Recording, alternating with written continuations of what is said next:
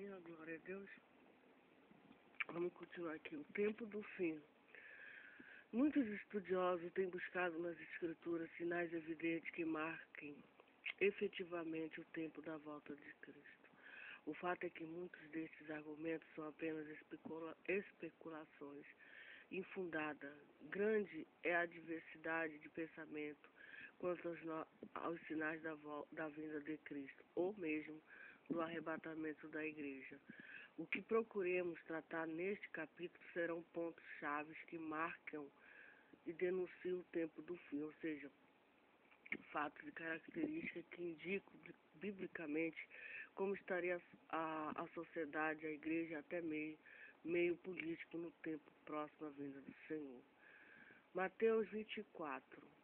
Um dos grandes problemas teológicos a respeito dos sinais da vinda de Cristo se encontra em Mateus 24 e suas passagens paralelas, Marcos 13 e Lucas 21. Nesse texto, os discípulos fazem uma pergunta a Jesus. Diz-me quando sucederão estas coisas e que sinal haverá da tua vinda e da consumação do século? Mateus 24, 3. A mesma pergunta é feita em Lucas e Marcos, porém de maneira diferente. Mestre, quando sucederão isto? E que sinal haverá de quantas estas coisas estiverem para se cumprir? Marcos 13, 4 e Lucas 21, 7. A diferença na pergunta se dá devido ao interesse do autor do Evangelho. No caso de Mateus, seu Evangelho foi escrito para judeus que conheciam as promessas messiânicas e guardavam ansiosamente seu cumprimento, sendo necessário incluir parte originalmente feita pelos discípulos a Jesus, onde era perguntado quanto seria a sua volta para inaugurar o reino messiânico. Isso também demonstra que os discípulos viam Jesus como um Messias esperado. No caso de Marcos e Lucas, seu evangelho foram escritos para os gentios. Estes não conheciam as profecias referentes a um reino messiânico, portanto, era desnecessário incluir esta parte, evitando dúvida por parte dos futuros leitores. É importante ressaltar que nunca o Espírito Santo deixou de estar no controle da inspiração de todos os textos sagrados. Se estas aparentes diferenças existem, o Espírito Santo as permitiu. Os discípulos fizeram uma pergunta dupla.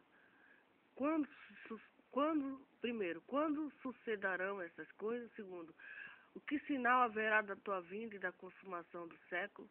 Alguns escritores entendem que a pergunta foi tripla, dizendo que quando perguntaram que sinal haveria da consumação do século, desvinculavam esta consumação de sua volta. No entanto, a frase não permite isso, pois eles perguntaram de uma forma que demonstra claramente que os discípulos associavam seu retorno ao fim desta era. Existe também um grande problema em várias traduções em relação à consumação do século. O caso é que em algumas Bíblias encontramos uma tradução mal aplicada, a Citeleia ou Aiônio, que é traduzido por fim do mundo. Citeleia, segundo o dicionário grego de Cáris, significa consumação, fim, acabamento, completamente. Significa ciclo. Era a época, eternidade também pode ser traduzido por muitos, porém apenas na questão temporal, espaço de tempo. O mundo físico, o planeta no original grego, cosmos, sobre a tradução do termo Strong, faz o seguinte comentário. Frequentemente traduz o algo por mundo dessa forma, obscurecendo a distinção entre este cosmos, é geralmente melhor traduzido como geração. É o mundo, num dado momento, um período particular na história mundial. A tradução de fim do mundo não tem apoio no texto original nem no contexto, já que os discípulos aguardavam Jesus para governar a terra como rei. Portanto, ao perguntarem, não se referiam ao término da humanidade ou à destruição do planeta, mas sim o fim de um tempo. para dar esse início ao outro, que, no caso, era o reino messiânico. Devido ao que Jesus havia dito referente à destruição do templo, veio dúvida quando isso acontecerá, diante também de outros ensinos sobre um futuro retorno para reinar e julgar a terra. Eles perguntavam qual sinal haverá para identificar a destruição do templo, como também o seu retorno. O problema dos sinais. Existe uma grande dificuldade para qualquer que se deter a estudar Mateus 24, pois este capítulo trata de assuntos de acontecimento breve, mas também de acontecimento mais distante. Jesus faz comentário de sua volta à terra e também de juízo vindouro. Todos os assuntos se misturam no decorrer do discurso, trazendo a dificuldade de interpretação. O que nos cabe é buscar a melhor harmonização possível dos textos sem ferir o contexto, numa busca das verdades escatológicas.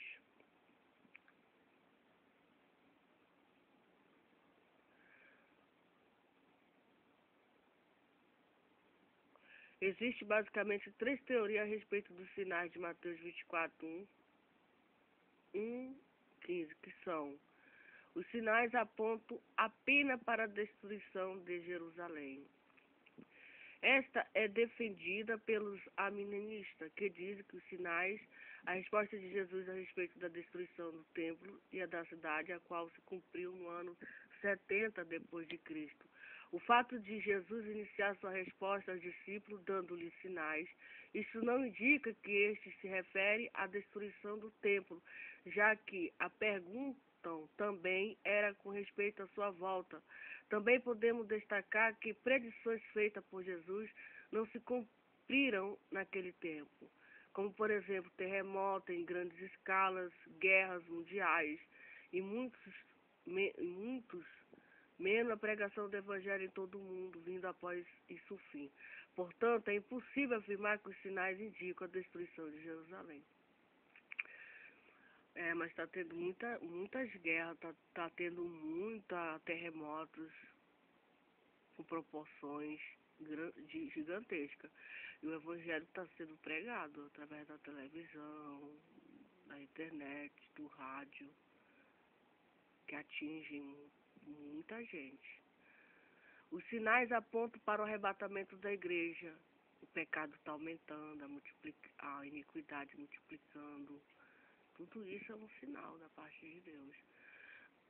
Os sinais apontam para o arrebatamento da igreja, a violência, para mim, a violência dos homens, a corrupção dos homens, sabe?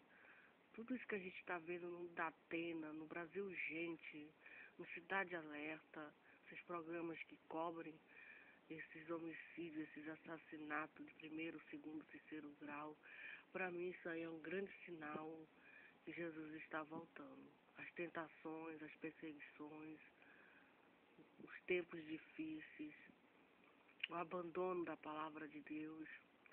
Os sinais apontam para o arrebatamento da igreja. Este vem se cumprindo ao longo dos anos, porém tendo se intensificado nos últimos tempos. Essa teoria ela é defendida por uma parte do pré-milenista. Estes acreditam que os sinais estão ligados diretamente ao arrebatamento. Esta possibilidade é grande, porém tem alguns problemas, já que, primeiro, segundo Jesus, não haveria sinais diretos, específicos, que marcariam o arrebatamento da igreja, Mateus 24, 36, 44. Segundo o texto de Mateus 24, 3, 15, não é específico e trata de um longo período de tempo. Temos ainda o versículo 14 e 15, que se refere diretamente ao período tribulacional, seguido pela volta visível de Cristo. Não existem sinais diretos para marcar o arrebatamento. Estes sinais descritos em Mateus acontecerão após o arrebatamento, marcando o retorno glorioso de Cristo e o fim da segunda tribulação. E o fim da grande tribulação. Uma parcela dos pré-milenistas, pré-tribulacionistas, pensam desta forma. O Dr. Hill, comentarista da Bíblia Anotada, é um dos grandes defensores da teoria. De todas estas, parece ser a mais lógica, o que não quer dizer que seja a correta. Hills faz um paralelo entre os sinais de Mateus e os 4 primeiros selos do Apocalipse, no qual encontramos certa harmonia entre os eventos descritos em Mateus com os descritos em Apocalipse. A teoria apresenta os sinais como ligados ao retorno visível de Cristo. São permitidos que haja sinais diretos ao arrebatamento. Isso tem fundamento bíblico. Os selos de Apocalipse 6, 1, 7. Versículo 2. Um falso Cristo, vi então, eis um cavalo branco, o seu cavaleiro com um arco. E ele foi-lhe dado uma coroa, ele saiu vencendo para vencer. Um falso Cristo. Aqui é um verdadeiro Cristo, né? Os sinais de Mateus, porque virão muitos em meu nome, dizendo, eu sou o Cristo, enganarão a muitos.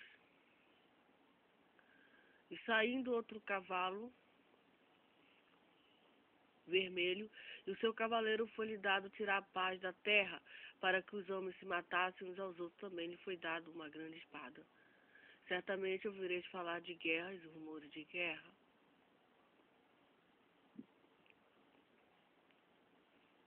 Então vi, eis um cavalo preto, seu cavaleiro com uma balança na mão, uma medida de trigo por 1 denário, 3 medidas de cevada por 1 denário. Porquanto se levantará nação contra nação, reino contra reino, e haverá fome e terremoto em vários lugares.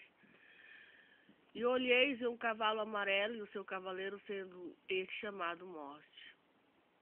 Então sereis atribulados e vos matarão. Sereis odiados a todas as nações por causa do meu nome. O fim de completar este raciocínio, podemos utilizar o 5º selo que fala dos mártires do período tribulacional, em especial o versículo 9, comparando a predição de Cristo, onde se refere à morte de seus discípulos por causa do seu nome, Mateus 24, 9 e 10. Também se pode utilizar o 6º selo, onde são vistos sinais no céu, 12, 14, e compará-lo a Lucas 21, 25. O 7º selo que marca o início da segunda metade da grande tribulação, onde se inicia o período do maior terror sobre Israel, como também a investida da besta sobre a nação, entra em harmonia com o cerco de Jerusalém, profetizado na passagem de dupla referência de Mateus 24, 15, 21, que também se refere ao início desta segunda fase.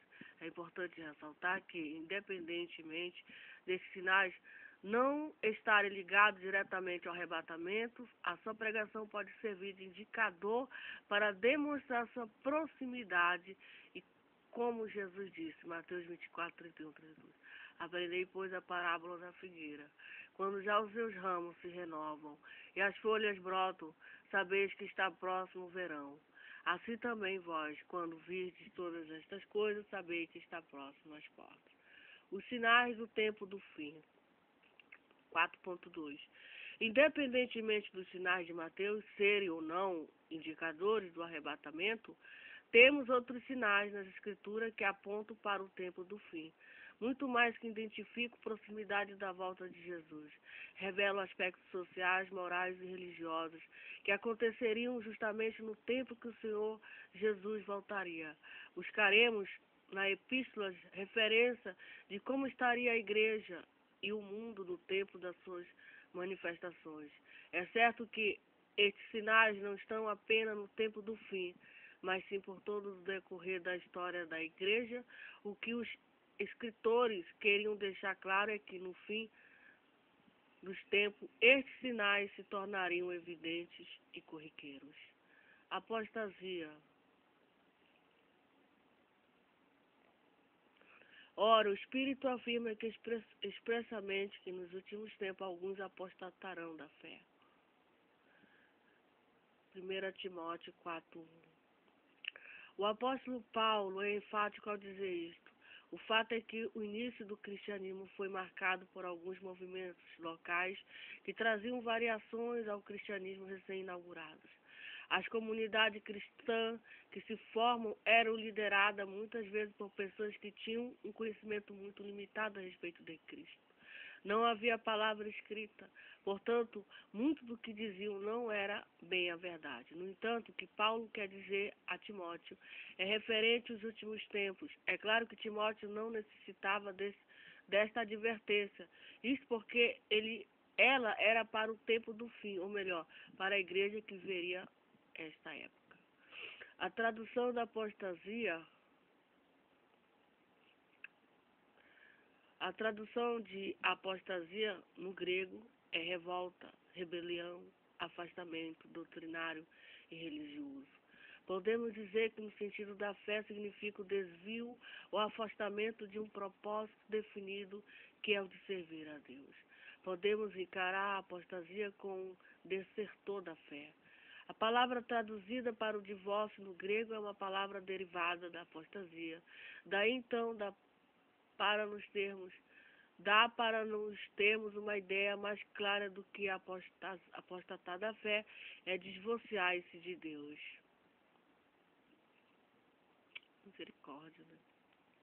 Muito triste, né? Muito triste, terrível. Apostasia. A pessoa você se rebelar contra o seu Criador, contra o Espírito Santo, contra o Senhor Jesus.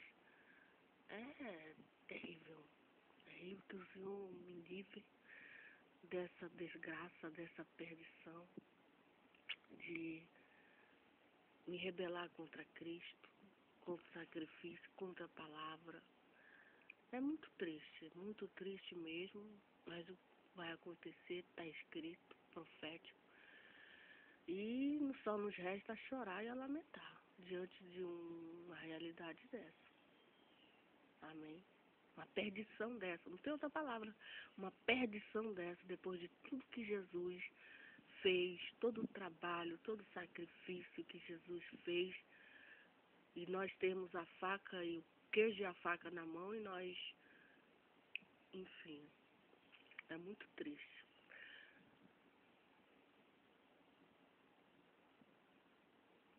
Podemos dizer que no sentido de fé significa o desvio ou afastamento de um propósito definido, que é o de servir a Deus. Podemos encarar a apostata como desertor da fé. A palavra traduzida por divórcio no grego é uma palavra derivada de apostasia. Daí então, dá para nos termos uma ideia, uma clara do que apostatar da fé é divorciar-se de Deus. Amém. Esse grande mal que assola o meio cristão tem se desenvolvido rapidamente. A igreja de Laodiceia, capítulo 3, 14, 22, que é uma representação da igreja atual, traz consigo a evidente marca da apostasia espiritual. Conheço as tuas obras, que nem és frio nem quente. Quem dera fosse frio ou quente. Aí ele fala que por causa que seria frio, ele vomitaria a Laodiceia da boca dele, né?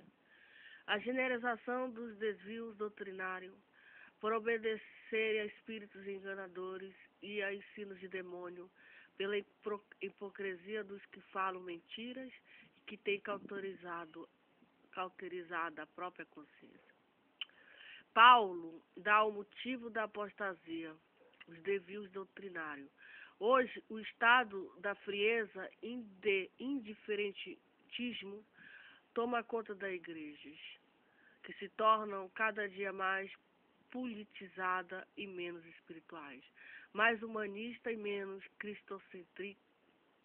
cristocêntrica. O uso de filosofias e práticas espírita, a criação de doutrinas que giram em torno de prosperidade plena, ensino sobre a obrigatoriedade de Deus, abençoar os seus servos, etc. Forma um novo quadro teológico de muitas igrejas. A verdade é que virou um bom negócio. Todo esse desvio doutrinário vem criando uma geração de cristãos puramente místicos, avessa à sã doutrina.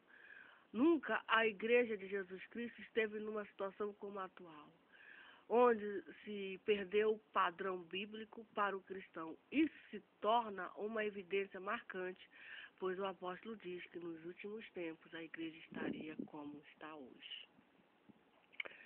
Degradação moral generalizada. Sabe, porém, isto nos últimos dias.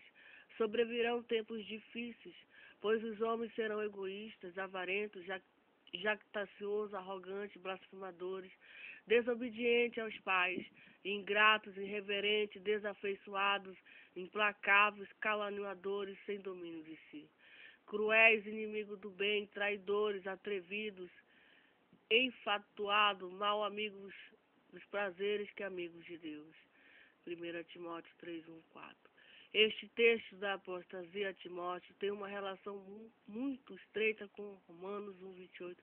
Tem até igreja de lésbica, igreja de pastores gays se casando. Isso é terrível, isso não existe na palavra de Deus. Também no texto acima a questão é como está a condição moral no fim dos tempos. Paulo responde a pergunta de maneira completa e dura. Refere-se a este tempo como tempos difíceis. Não é preciso entrar em detalhes para termos a certeza de estarmos vivendo um tempo final. Como descrito por Paulo, o discurso do apóstolo, quando analisado no texto original, parece trazer uma sequência de atitudes que vão causando uma progressão negativa na moral da humanidade, ou seja, uma atitude que descadeia a outra.